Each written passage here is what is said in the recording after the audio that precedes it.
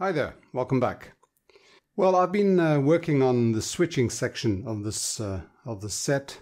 Primarily these three switches. That's phono, that's tape, and that's the monitor. And in the last video, I noticed that someone had removed the shorting to ground function of the tape switch, and there was a lot of discussion about why that could have happened.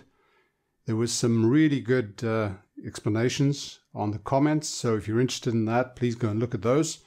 A lot of very knowledgeable people stepped in, and I'm really thankful for that, because there are certainly a lot of people out there that know more about this set than I do, and more specifically about the ways things were done in the 70s than I do. I was a very young teenager back then.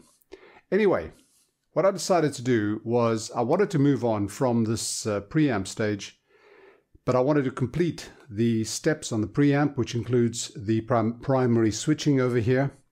So what happens here is you've got the monitor, you've got the tape. These here are all exclusive. So when you latch that one, you unlatch any of the others. So when I have tapes latched in, it's cutting off all the others. Phono clicked in, it's cutting off all the others. And any of the radio sections, FM, shortwave, longwave, and medium wave, they will deactivate the others as well. So this whole thing comes down to one switching section, which is these three over here. More specifically, these two over here. So all the switching of the radio, whichever band you're choosing, doesn't happen over here. It happens before that. So I decided to not focus on that. I just wanted to see that everything was getting here and was moving on. There were also those daughter boards on there that had to be done. The small ones, the pre-booster or the booster for the final audio that goes into the preamp was done in the last video, and in the meantime I've done the two for the phono. Now I've tried to test the phono. Quite frankly, it's not easy because it requires a very, very small signal. And what I do get, it works. They both work. Left and right channel works. But when I try to sample it or test it, I get an incredible amount of hum. And you can see it on the scope, and it just sounds bloody awful. But I know they're working. I've had this before with other amps as well. What I've got here is I've got some royalty-free music on the iPad going into the tape. So we'll just... This thing is pretty powerful. The speakers are crappy, they're on the floor, so they sound a bit boomy.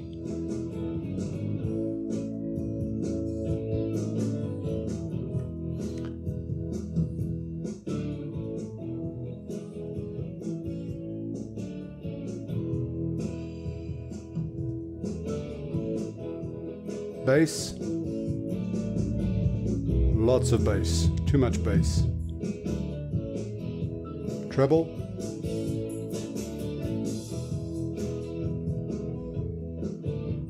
Got quite a good span. The rumble filter and the noise filter, remove that, put it in. You can hear it on the very low frequencies. It takes off some of the rumble, some of the bass, and the noise just clips off a little bit of the highs. You can just hear that. It takes off that last few highs that can get a bit annoying. But quite frankly, I prefer it without the filters in. It sounds a lot better. You can control the tone you want. The 12 o'clocks are actually pretty good. But obviously that'll depend on the room I'm playing it in and the speakers I'm playing it through.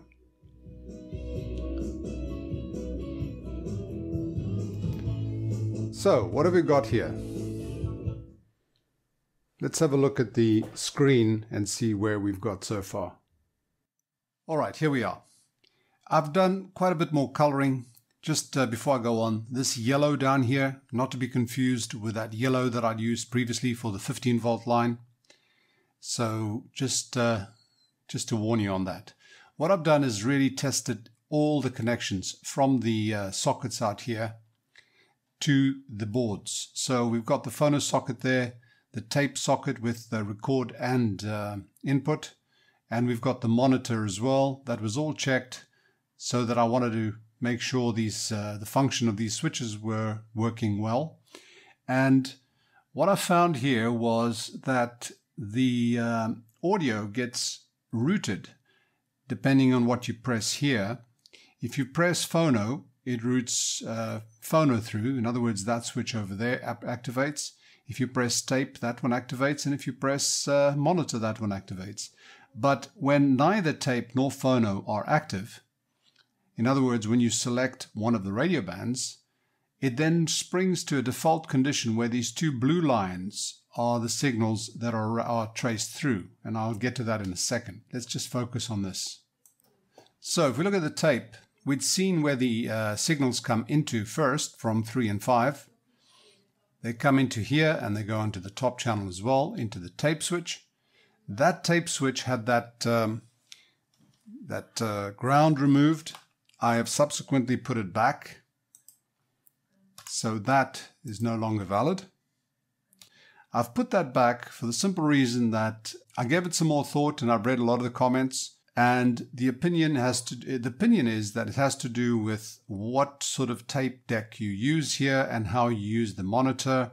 And for my purposes, that's not important. What's important for me is that if I put in a line source here, it'll go in and it gets shorted to ground. Now, with the exception, I believe, of the iPhone and iPad, I think all other line sources will be capacitively coupled. In other words, if I short it to ground, it won't really affect the output of the device that I connect on here.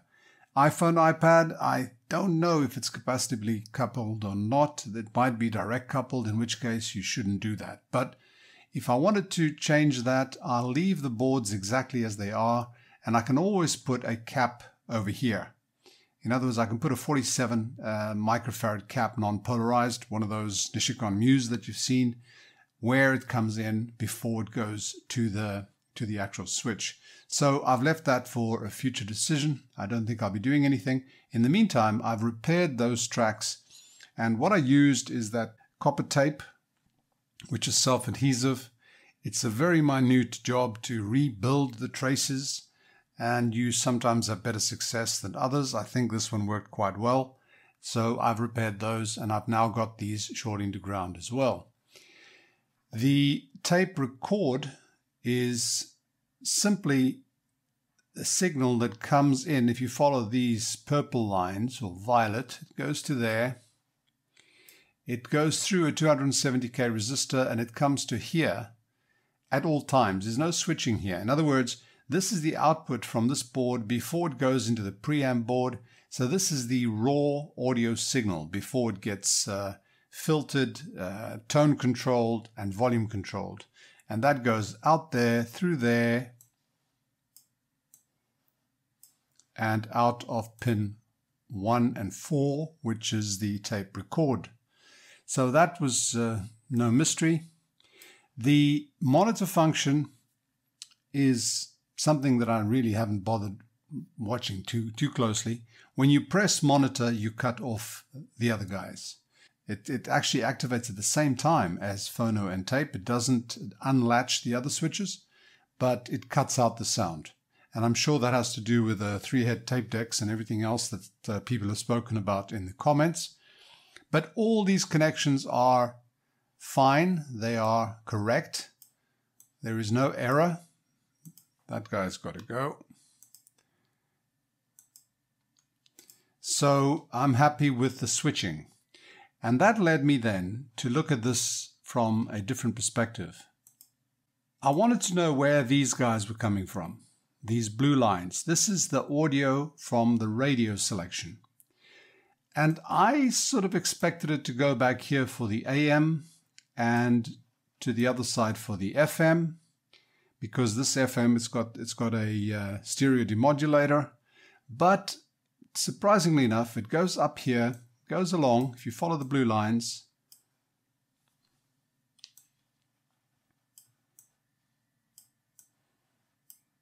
and it goes into this board. And this board is actually the stereo demodulator. Now, I really don't understand. I understood this IC to be a stereo demodulator, but it might actually have an AF function as well. It's an MC1310. I've got to look more closely as to exactly what that does. But it seems that all the switching between the bands is done prior to this. And then at this point, audio is coming through, whether it's FM, AM. So that's the next target, I think. But I do want to see what this guy does. Yeah, and this board has 15 volts coming in. You see that yellow line? That is 15 volts. In this particular case, it comes in and out. Now, this is not the board that I removed. This is the board that sits between the one I removed and the preamp board. So it's certainly going to be tackled next. And then we'll see where the actual radio section comes from. And the first thing I need to do is to check that the 25 volts is getting here, and also the 15 volts, because the yellow line comes in and feeds quite a few points over here. It feeds that IC, it feeds the bias and the circuits around that IC. It also feeds, what is that? That'll be some kind of negative reference or some kind of reference voltage over there, but that's certainly a 15 volt line. So yeah, that's the next step. Okay, the stereo decoder board had two caps, filter cap over here, and there's a 22 microfarad capacitor here, which is part of an RC time constant. It's basically a timer circuit that gives this IC about 2 seconds to start operation before it sends the signal to the output transistors. Now, this does have, it's got filtering, it's got the stereo decoder itself, and the output transistors have another filter stage which takes out any remnants of the stereo tone, the 19 kilohertz and the 38 kilohertz and everything else that's generated on here. But ultimately, the output transistors really just amplify, raise the signal a bit higher. We'll see that in a second. Now, I was a bit baffled, as I said, because in the audio selection, where you select between tape, phono, and radio, the radio input comes from this board. And radio meaning it can be FM or one of the others, one of the AM bands. So I was a little bit baffled, but I've done some reading and I've actually tested it, and I'll show you. This stereo decoder creates a stereo signal if there is a stereo signal coming in. The audio signal comes in here from both the FM section and from the AM section. What does that mean? It means that with the AM bands, long wave, medium wave, and short wave, once you've done the decoding and you've got yourself your audio, that is just audio. That's an audio signal. There's no longer a carrier, okay? So that's an audio signal. You amplify that and you can hear it, all right? With the FM, it's slightly different, or it can be slightly different. With FM, if you have a mono signal, then what you have is a mono audio signal coming in with no high frequency carrier, or tone rather, attached. If it has stereo, then what it does is it sends along a 19 kilohertz stereo tone indicator, meaning that there is stereo involved, and that in fact the signal is bringing with it not only the mono signal, left plus right, but also the left minus right. If you want to look at that, go into the net and you'll find a very good explanation, or many good explanations, as to how the stereo is then carried to the decoder board. So the decoder here, or rather this board, says, okay, there's an audio signal coming in. Has it got a stereo carrier? No. If it doesn't have a carrier, then all it does is it does some AF amplification on the output, okay, and sends that off as audio coming from one of your radio channels. Makes sense. If there is a stereo indicator, then it says, oh, wait a minute, hang on, I've got to get to work. So this guy gets to work, and it produces the left and right stereo signals and sends them off to the audio selector. Now the audio selector is a stereo selector. So it's actually expecting left and right channels from here.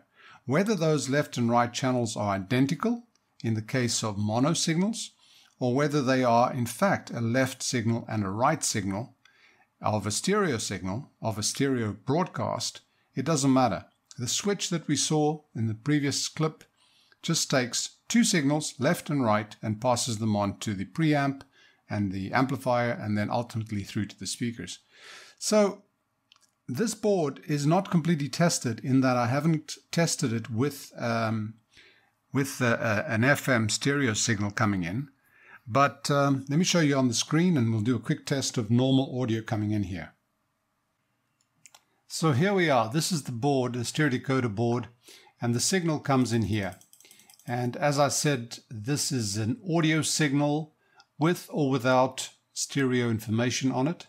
Stereo information meaning a 19 kilohertz tone, indicating that there is stereo, and then also a left minus right signal, so that this thing can create the stereo signal. But anyway, if you don't have stereo, the signal comes in here. It actually goes up into the IC, and the IC looks at this and says, there's no stereo information, I'll pass it through. And it passes it out of left and right, meaning pins 4 and 7, or 5 rather, 4 and 5. That audio comes out here, goes through there, through there. This is a filter network here, which removes any existing high frequencies from that audio tone. Now remember, this thing is generating, I believe it does 76 kilohertz, which then divides to 38 and then divides to 19 and detects 19. I'm not going to go into all that. You can probably get a much better explanation on the net as to how this thing works. But there are artifacts of high frequencies on here. And so this is a filter set up on this end and on this end, which removes that. And ultimately what you get is these two signals over here, which is left and right signal, which, as I said, could be just simple identical signals, which could be mono if there is no stereo information. Okay. Now this IC has an oscillator in it, right? And if you have AM, then there's an advantage into switching off the oscillator completely in this thing so that it doesn't actually add any high frequency noise into the signal. And the way that's done is through this resistor here, this network here. I think that's pin 16, is it? Looks like it. You can actually switch that oscillator off, and that's done through this section here. This switch over here, which is that 15 volts coming along here, here, all the way along here. Carry on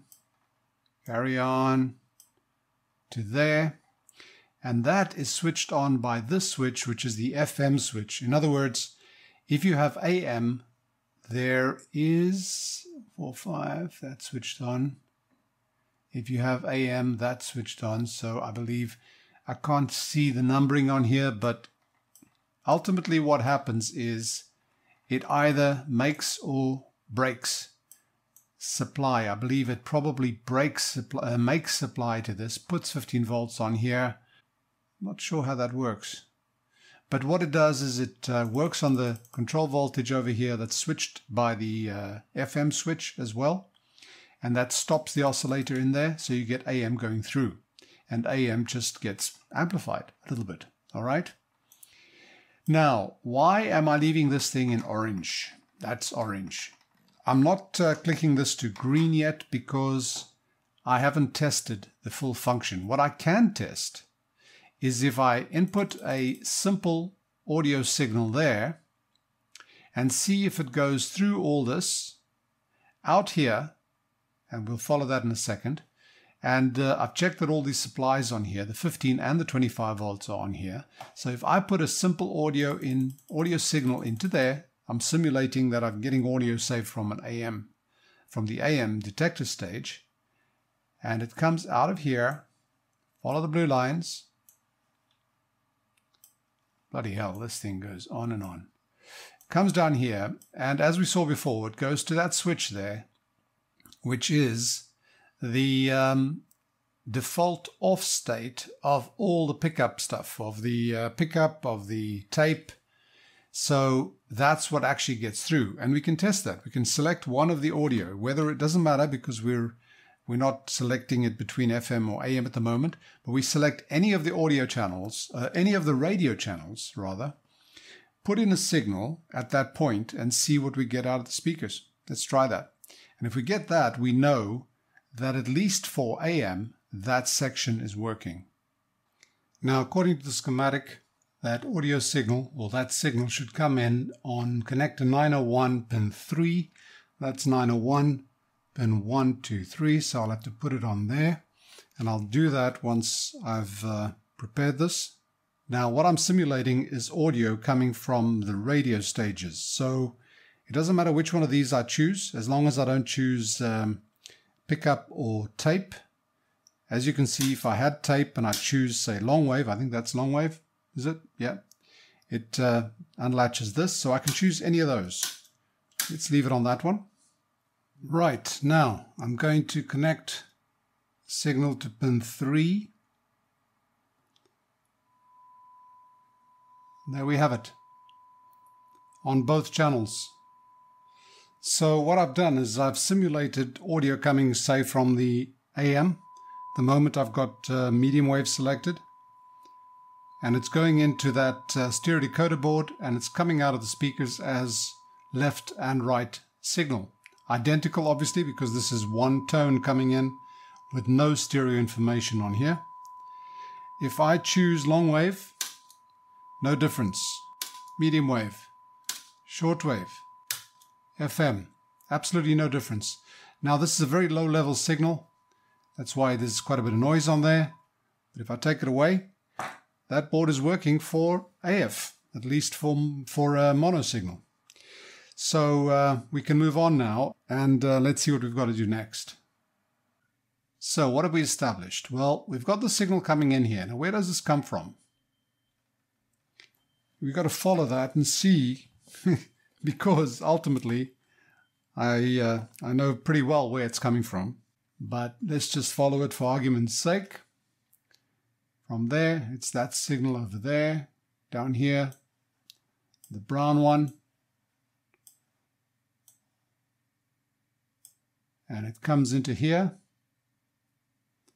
But this is just the switched signal. Because if you follow this through, it's capacitively coupled to the center pin of the switch. And this is the FM switch. So this is choosing between that signal and that signal. And where are those guys? Well, here they are in pink, the two opposite or adjacent to the brown. So we follow them up through to here. And one of them goes into here, this section. This is the IF amplifier stage. And the other one goes through, carrying on to another stage, which is the FM detector, the ratio detector. So this board over here, which goes all the way to here, you can see the limits, carries on back.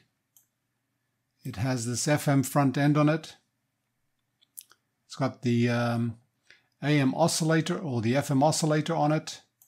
All that stuff is on the dreaded board that I removed.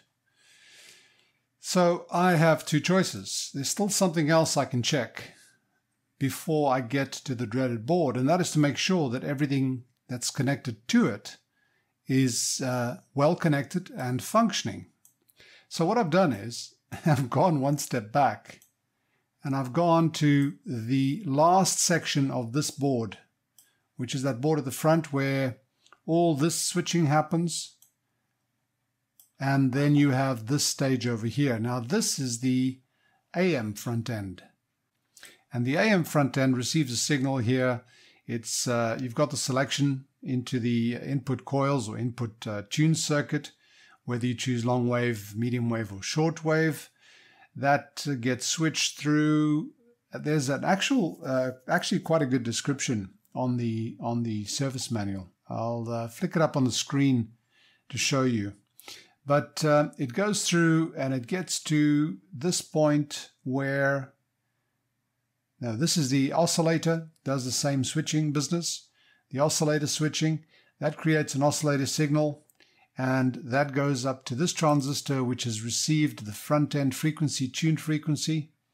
And this transistor is the mixer stage, and then that outputs through that secondary of that IF transformer, really, the IF for AM. Okay, now I've decided to go and finish this board so that I can get this board out of the way, and then we're left only with the one I've removed. And you know what? It probably isn't going to be a big problem, but this reminds me of those parties at high school where you'd ask every girl to dance except the one you really wanted to, and you left her for last in case she said no. And I'm doing the same here. It's sort of avoiding what I fear the most. But yeah, well, maybe it's creating suspense in the video series. I don't know. Or it's boring you to tears. I don't know. But anyway, what am I trying to achieve here? I can actually do a very simple test on here. And the test that I can do on here is to check the oscillator. Now the oscillator is this T202. You can check the switching at least on this, because this is a simple AM front end. You got the front end and you tune that, the RF section. You've got the oscillator and you tune that. That capacitor is half of the ganged cap, which is ganged with this one. We won't worry about that top bit. That's for the FM for now. And so you can actually test that this is working and see if we get something out of this transistor at least, or even this mixer. I don't believe we'll find the front end frequency, because this is tuned, but it's pretty low level compared to the oscillator. The oscillator is an active signal. The front end is, until it gets to this transistor, mixer transistor, it's a passive signal. So I'm going to check over here, that transistor, see if we can see something akin to what we expect from the oscillator frequency. So let's do that and see if we can at least paint this orange. We don't know if it's green yet because we haven't really heard anything coming through, but at least we could paint it orange. And it's one more step towards the dreaded IF amplifier board. Okay, let me set that up. The transistor we're interested in is actually that thing over there. I'm not sure which is the base, which is collector, which is the middle. We'll just touch each one. I should see an oscillator frequency on the scope. I'm not sure how clean it's going to be, how big it's going to be, or how accurate it's going to be, because once you put a probe on here, you do change things. This is another resistor capacitor, that's another tuned circuit you're putting onto a tuned circuit. So it can actually stop it from running, but we'll see what we get. Let's try it. Okay, it's powered on. I'm choosing long wave. What do we get? Okay.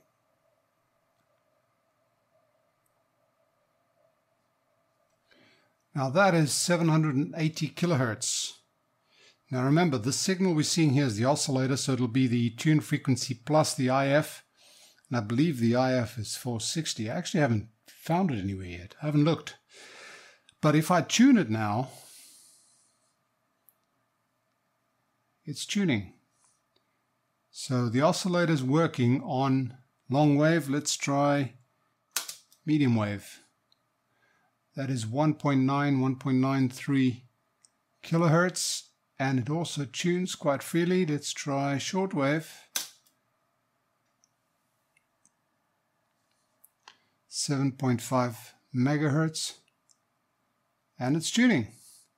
So our oscillator section is working at least.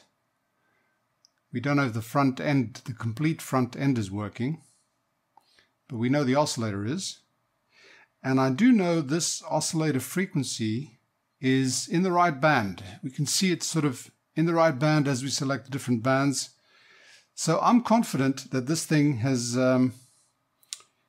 got at least deserves an orange paint. And we can then move on to the dreaded board. So I'm going to leave this for now, leave this video here for now. I've got some more research to do, and then I'm finally going to come back to the IF amplifier. Just one more thing. I have actually been working on the translation of the service manual into English.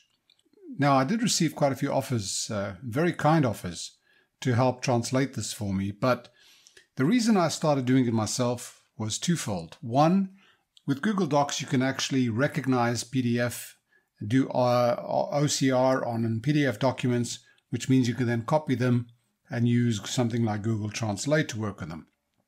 But more importantly, I find that when I work on the translations, and I have tried to create a fairly comprehensive translation of the instructions here, it helps me to understand the circuit a lot better.